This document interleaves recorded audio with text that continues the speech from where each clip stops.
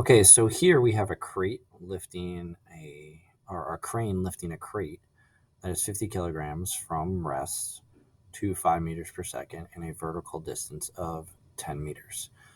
So I've drawn out my bar chart, or drawn out my pictures here, my initial state with the crate on the ground or near the ground, with no speed and the initial gravitational potential energy being zero. All right, so I'm defining my zero level as the ground.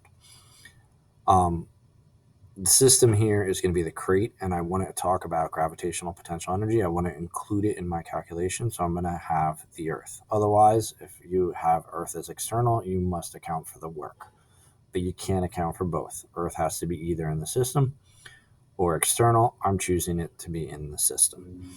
And at the end, we know it moved up 10 meters and it's moving at 5 meters per second.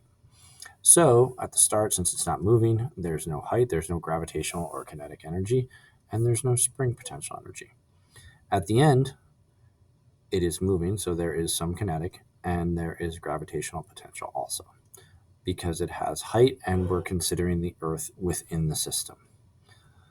There's no spring and there's no change in internal. All that energy comes from the work done by the crane.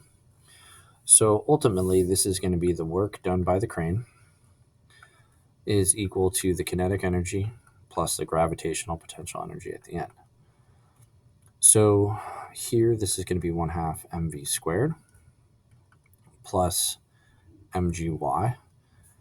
All right, and they're asking for the force exerted by the crane. So the force of the crane is going to be pulling up. So there's a force of the crane times the parallel displacement, which is 10.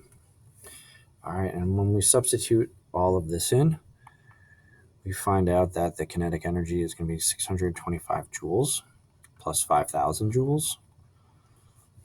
And that will equal the force of the crane times 10 meters. So the average force exerted by the crane over this period of time is going to be 562.5 newtons.